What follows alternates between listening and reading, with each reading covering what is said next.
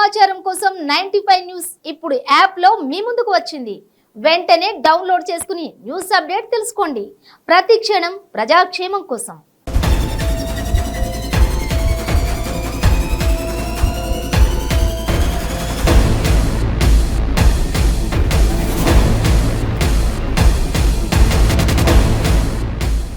Viewers, మీ చుట్టూ జరుగుతున్న పరిస్థితులను గమనిస్తున్నారా? అంతా బాగుందా? అలా అని అప్రమత్తంగా లేకుంటే అంతే సంగతులు. గుడిలో లింగాన్ని మింగే మోసగాళ్ళు మీ చుట్టూ తిరుగుతున్నారు. ఆదమరిస్తే ఆవులించకుండానే పేగుల్ని కత్తిరించుకునే కంత్రిగాళ్ళు ఉన్న సమాజం ఇది. అందుకే మోసగాళ్ళ నుంచి, నేరస్తుల నుంచి మిమ్మల్ని జాగ్రత్త పరిచే మా ప్రోగ్రాం క్రైమ్ అలర్ట్.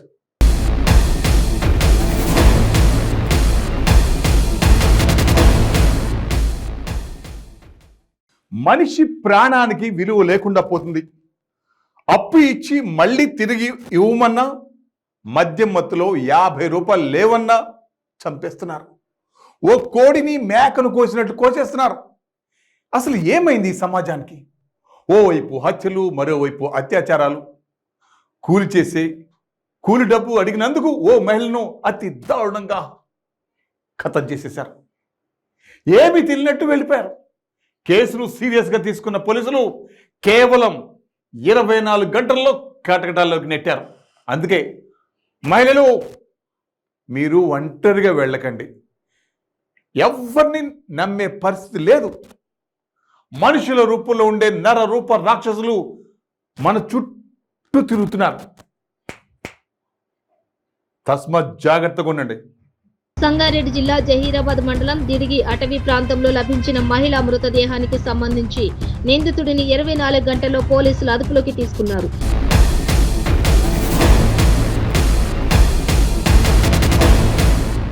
సంగారెడ్డి జిల్లా జహీరాబాద్ మండలం సత్వరి గ్రామానికి చెందిన ఖదీర్ అనే వ్యక్తి అడ్డా కూలీగా పనిచేసే రుక్కమును తన లూనా వాహనంపై ఎక్కించుకుని మార్గ మధ్యంలో మద్యం, బిర్యానీ తీసుకుని ఆల్డోల్ రోడ్డులోని దిగి అటవీ ప్రాంతంలోకి వెళ్లి మద్యం సేవించారని పోలీసులు తెలిపారు.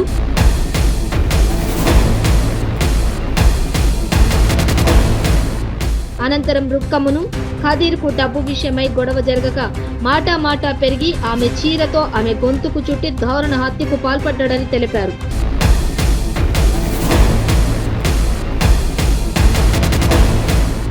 పోలీసులు అన్ని కోణాల్లో దర్యాప్తు ప్రారంభించి సీసీ కెమెరాల ఆధారంగా నిందితుడు ఖదీర్ను జహీరాబాద్ పట్టణంలోని పాత చెక్ పోస్ట్ వద్ద అదుపులోకి తీసుకుని విచారించగా తన నేరాన్ని అంగీకరించాడని జహీరాబాద్ పట్టణ సిఐ తోట భూపతి తెలిపారు.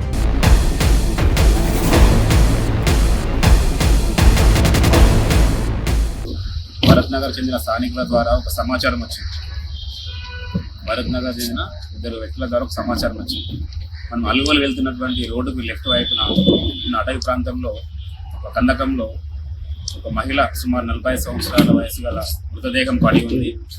సో మహిళ దుస్తులు చిరిగి ఉన్నాయి. అక్కడ మహిళ పైన కూడా కొన్ని గాయాలు ఉన్నాయని చెప్పి సమాచారం రాగానే తను ఫారెస్ట్ ల్యాండ్ కాబట్టి వెంటనే అక్కడికి వెళ్ళి పరిశీలించినాడు నేరస్థలం.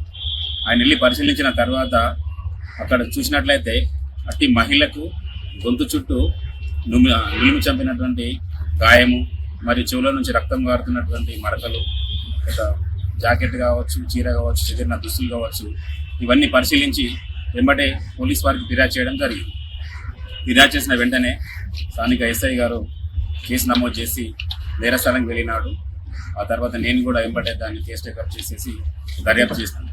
నేరస్థలానికి వెళ్ళి చూస్తే అక్కడ మహిళ పడి ఉంది. ఆమె వయసు దాదాపు 45 నుంచి 50 సంవత్సరాలుగా ఉంది. అయితే మనకు ఆ మహిళ పేరు, పూర్తి వివరాలు తెలియలేదు.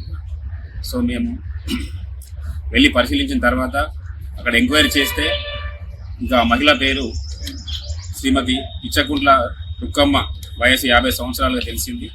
ఆమె అడ్డ మీద పనిచేసే లేబర్గా రంజోల్ ప్రాంతంలో నివసిస్తుంది. ఆమెను భరత్ నగర్ చెందినటువంటి ఖదీర్ అనే వ్యక్తి నిన్న 11 గంటల ప్రాంతంలో రంజోల్ నుంచి అతను వస్తుంటే మార్గ మధ్యంలో గర్దాబాద్ దగ్గర ఆమె కూలి పని కోసం వెయిట్ చేస్తుంటే ఆమెను మాటలో మాట కలిపి ఆమెను తన యొక్క టీవీఎస్ ఎక్సెల్ మోటార్ సైకిల్ పై ఎక్కించుకొని వెళ్ళడం జరిగింది. మధ్యలో అతను వస్తాపూర్ వైన్స్ దగ్గర ఒక మద్యం బాటిల్ తీసుకొని అక్కడే ఉన్నటువంటి రెస్టారెంట్లో ఒక చిన్న బిర్యానీ ప్యాకెట్ తీసుకొని తను అల్గోల్ ఫారెస్ట్ ఏరియాలో తీసుకెళ్ళిన తర్వాత అక్కడ వాళ్ళు మద్యం సేవించి సుమారు 1.5 గంటల ప్రాంతంలో ఇక డబ్బుల విషయంలో ఈ మహిళకి ఇస్తున్నటువంటి డబ్బుల విషయంలో వారి మధ్య వాగ్వాదం జరిగింది. ఇతని దగ్గర డబ్బులు లేకపోవడంతో ఆ మహిళ అతను నిలదీసి డబ్బులు ఇస్తామని తీసుకొచ్చినావు, ఎందుకు ఇవ్వలేదని చెప్పడంతో ఆ విషయంలో బయట జరిగింది. కోపోద్రిక్తుడైన రషీద్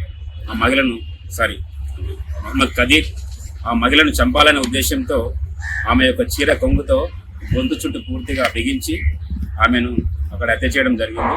తర్వాత ఆమె శవం కనిపించకుండా ఉండాలని చెప్పేసి అక్కడ ఉన్న కందకంలో తోసేయడం జరిగింది.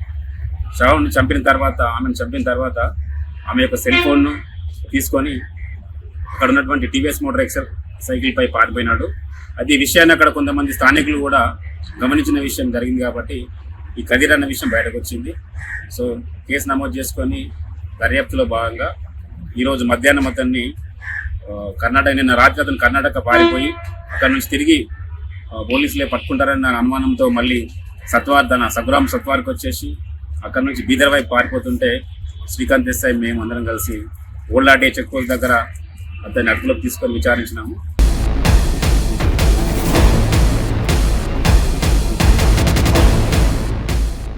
మంచేదో చెడేదో తెలియని వయసు. వాళ్ళు అనుకున్నది జరగాలి, కాదంటే బెదిరిస్తారు. పెద్దవాళ్ళు చెప్పేది మన మంచికే అని ఆలోచించరు. పిల్లలే కదా అని గట్టిగా మందలిస్తే ఆఘాయిత్యాలకు పాల్పడతారు. తొందరపాటు, ఆవేశం కని పెంచి పెద్ద చేసిన తల్లిదండ్రులకు కడుపు శోకం మిగులుస్తున్నారు. జీవితంలో ఏమీ సాధించకముందే జీవితాన్ని కోల్పోతున్నారు.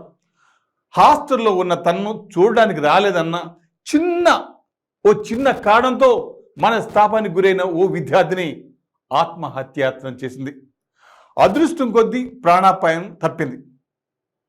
పిల్లలను చూడాలని ప్రతి తల్లిదండ్రులకు ఉంటుంది. రావడానికి వారికి అడ్డంకులు వచ్చాయేమో. మీరు కాకపోతే వాళ్ళకి ఇంకేముంటుంది ప్రపంచంలో? తల్లిదండ్రుల పరిస్థితి అర్థం చేసుకోవాలి కదా మీరు పిల్లలు.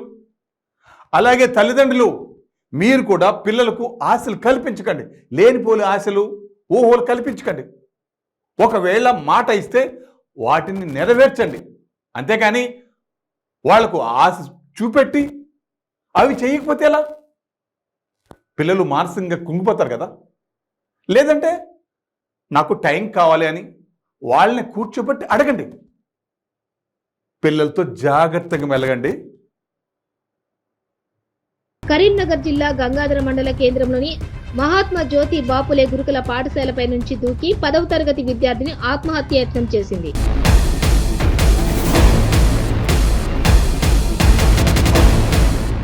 కరీంనగర్ కేంద్రానికి చెందిన విద్యార్థిని ఆమె తల్లిదండ్రులు రాలేదనే మనస్తాపంతో భవనంపై నుంచి దూకి ఆత్మహత్యాయత్నం చేసినట్లు తెలుస్తోంది.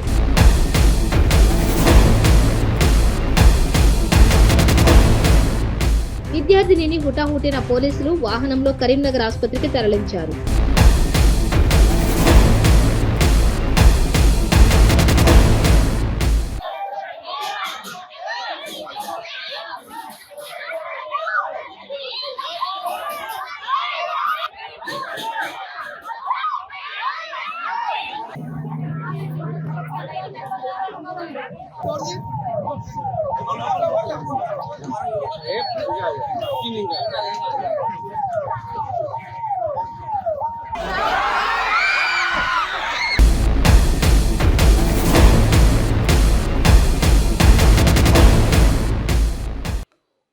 ఒంటి మీద బంగారం వేసుకుంటే చాలు, ఎక్కడి నుంచి చూస్తారో ఎలా చూస్తారో చటుక్కులు వచ్చి లాగేసుకుని మాయమైపోతుంటారు.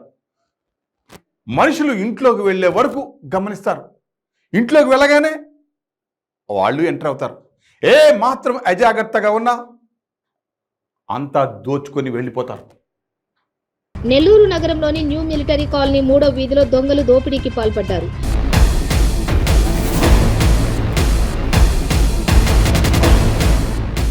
అర్ధరాత్రి నివాసంలో చేరబడిన దొంగలు ఇంట్లో పడుకుని ఉన్న సోమవరపు సుందరరామిరెడ్డి, ఆయన కుమార్తె వాణిలను కొట్టి భయభ్రాంతులకు గురి చేసి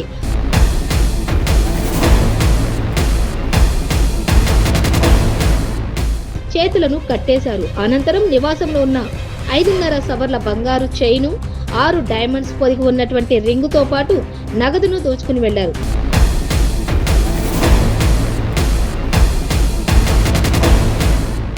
కేసు నమోదు చేసుకున్న పోలీసులు నిందితుల కోసం గాలింపు చేపట్టారు.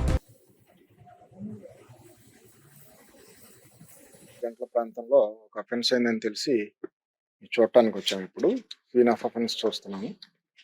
దీంట్లో ఏంటంటే 10.5 sovereigns gold plus 55,000 rupees cash పోయిందని ప్రాథమికంగా వాళ్ళు తెలియజేశారు. 4 మనుషులు ముసుగులతో వచ్చి చేశారని చెప్తున్నారు. అయితే ఇంకా ఇన్వెస్టిగేషన్ ప్రిలిమినరీ స్టేజ్లో ఉంది. ఎవరు చేశారు, ఎలా చేశారు, ఏంటి అనేది క్లూస్ టీమ్ అన్నీ వచ్చినాయి. ఎస్పీ గారి ఇన్స్ట్రక్షన్ ప్రకారం వెరిఫై చేసి నిందితులను పట్టుకుంటాం, ప్రాపర్టీ రికవర్ చేస్తాం. 4 అని చెప్తున్నారు. ఓకే, ఎక్కడ ఉంటారు సార్? ఈయన పేరు ప్రసన్న కుమార్ రెడ్డి. ఆయన సీసీ కెమెరాలు వెరిఫై చేస్తున్నారండి. అంటే మనం సీసీ కెమెరా పెట్టేస్తాము, మళ్ళీ ఒక 5-6 మాసాలు పట్టించుకుందాన్ని. ఏమవుతుందంటే 2 months వాడు మనకు 2 months ఇచ్చి ఉంటాడు, లేకపోతే 3 months ఇచ్చి ఉంటాడు. ఫ్రీక్వెంట్గా చెక్ చేసుకోవాలా. చెక్ చేసుకోకపోవటం వల్ల ఒకటి, ప్లస్ వాళ్ళకి చెప్పినా కూడా రేపు వస్తాం, ఎల్లుండి వస్తాం, మాపు వస్తాం ఉంటారు ఆ సీసీ క్యామ్స్ చేసేవాళ్ళు కూడా. దాని వలన కూడా పని చేయకపోయి ఉండొచ్చు.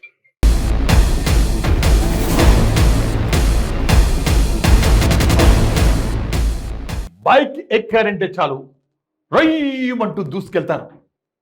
అమ్మాయిలు కనిపిస్తే చాలు రెచ్చిపోతారు, ఫీట్లు చేస్తారు. అలాంటి సీన్లు సర్కస్లో మాత్రమే చూసేది. ఇప్పుడు ఆ అవసరమే లేదు. పిల్లాడికి బైక్ ఇప్పిస్తే చాలు రోజు సర్కస్ ఫీట్లు చూడొచ్చు. పట్టు తప్పితే అదే వాళ్ళ ఆఖరి ఫీట్ కావచ్చు.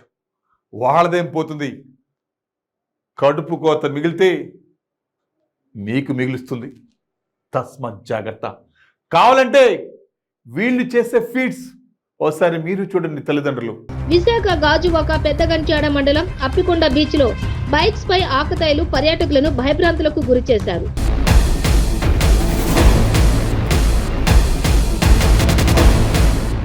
బైకులపై ప్రాణాంతకమైన విన్యాసాలు చేస్తూ పర్యాటకులను బెంబేలెత్తించారు.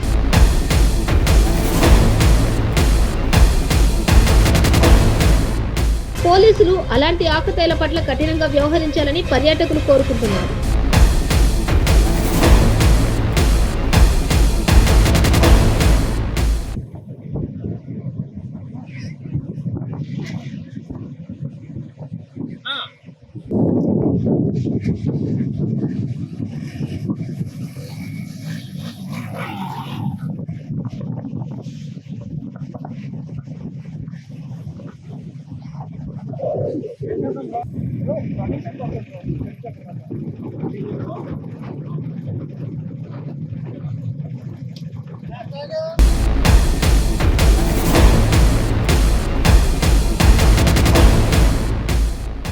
మాయమైపోతున్నాడు మనిషి అన్నవాడు.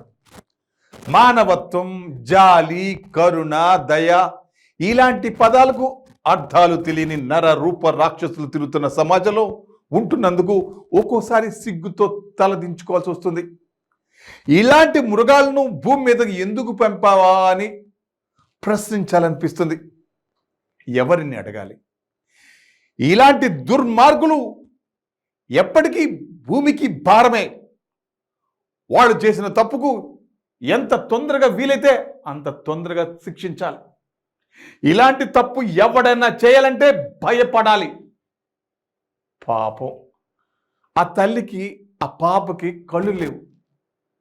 దాన్ని అవకాశంగా తీసుకున్నవాడు ఆమె పట్ల అసభ్యంగా, జంతువు కంటే హీనంగా ప్రవర్తించాడు. ఎదురు తిరిగింది. భరించలేని ఆ రాక్షసుడు అదును చూసి కత్తితో దారుణంగా చంపేశాడు.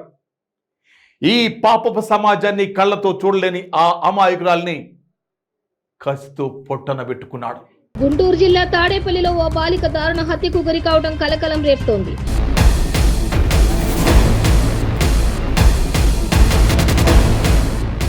ఎన్టీఆర్ కట్ట ప్రాంతంలో బాలికను ఓ దుండగుడు హత్య చేశాడు. ఇంట్లో ఒంటరిగా ఉన్న సమయంలో ఈ ఘటన జరిగింది. హత్యకు గురైన బాలిక అందురాలు. స్థానికంగా నివసించే ఓ యువకుడు ఓ కత్తితో బాలికపై విచక్షణ రహితంగా దాడి చేసి చంపాడు.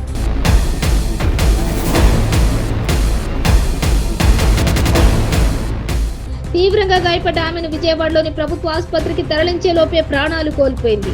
స్థానికుల సమాచారంతో పోలీసులు ఘటనా స్థలికి చేరుకున్నారు.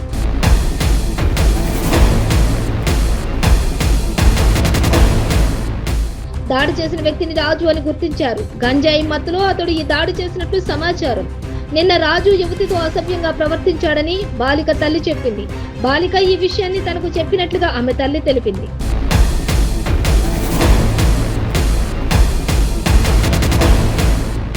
ఇక దీంతో తాము అతన్ని మందలించామని చెప్పారు. ఈ నేపథ్యంలో ఇవాళ ఇంట్లో ఎవరూ లేని సమయంలో బాలికపై దుండగుడు కత్తితో దాడి చేశాడు. దుండగుడు డీఎస్పీ ఎదుట లొంగిపోయినట్లు తెలుస్తోంది.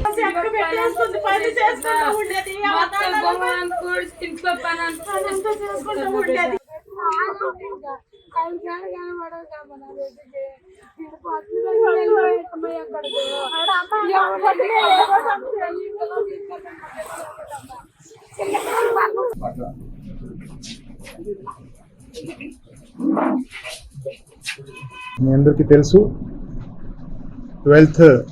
12 తారీఖున తాడేపల్లి పట్టణంలో జరిగిన ఒక అంధురాలైన మైనర్ బాలిక హత్య కేసు 85/23 తాడేపల్లి పిఎస్లో 13th రోజున రిజిస్టర్ అయింది. సో ఆ కేసులో ముద్దాయిల అరెస్ట్ గురించి ఈరోజు ఈ ప్రెస్ మీట్ పెట్టడం జరుగుతుంది. సో తాడేపల్లి పట్టణం ఎన్టీఆర్ కట్ట మీద ముద్దాయి అండ్ ఎవరైతే మనకి హతురాలు ఉన్నారో వాళ్ళు పక్క ఇంట్లో కొన్ని సంవత్సరాల నుంచి అక్కడే ఉంటున్నారు. సో ఆమె 12 తారీఖున సాయంత్రం ఇంటి బయట ఉంటే ముద్దాయి తన దగ్గరకు వచ్చి అసభ్యకరంగా ప్రవర్తించడం జరిగింది. అతను ఆమె భుజం మీద చేతి పెట్టుకుని నన్ను పట్టించుకోవట్లేదని అడగడం జరిగింది. సో దాని గురించి ఆమె అమ్మని కంప్లైంట్ చేస్తే ఆమె అమ్మతో పాటు వెళ్ళి ఆ ముద్దాయి ఇంట్లోకి వెళ్ళి ఆ ముద్దాయిను మందలించడం జరిగింది. అది మనసులో పెట్టుకొని ఎవరైతే కుక్కల రాజు అనే ముద్దాయి ఉన్నాడో అతను ఆ రోజు అరౌండ్ 9:30 PM రాత్రి వాళ్ళ ఇంట్లోకి వచ్చి ఎవరు లేని సమయంలో ఆ పాప ఒంటరిగా ఇంట్లో ఉన్న సమయంలో కత్తితో ఆమెను నరకడం జరిగింది. సో అతను ఆమె తల మీద అండ్ షోల్డర్ మీద నరకడం జరిగింది. దాని తర్వాత అతను అక్కడి నుంచి పారిపోయాడు. దాని తర్వాత ఆమెను హాస్పిటల్కి విజయవాడ GGHకి తరలించడం జరిగింది. సో అక్కడ చికిత్స పొందుతూ ఆమె next day early morning around 5 AM ఆమె చనిపోవడం జరిగింది. సో ఈ కేసు విషయంలో ఇమీడియట్గా మనకి విజయవాడ ఆమెను హాస్పిటల్కి తీసుకెళ్ళినాక మనకి హాస్పిటల్ నుంచి ఇన్ఫర్మేషన్ వచ్చింది. ఇమీడియట్గా అక్కడ మన సిబ్బందిని పంపించి కేసు నమోదు చేయడం జరిగింది. ఫస్ట్ అటెంప్ట్ టు మర్డర్ కింద కేసు నమోదు చేయడం జరిగింది. దాని తర్వాత ఆమె మార్నింగ్ చనిపోయినాక సెక్షన్ ఆల్టర్ చేసి మర్డర్ కేసు కింద నమోదు చేయడం జరిగింది. Crime number 85/23 under section 354 IPC, 354A IPC, 302 IPC and section 12 of POCSO act కింద కేసు నమోదు చేసి ఇన్వెస్టిగేషన్ టేకప్ చేయడం జరిగింది.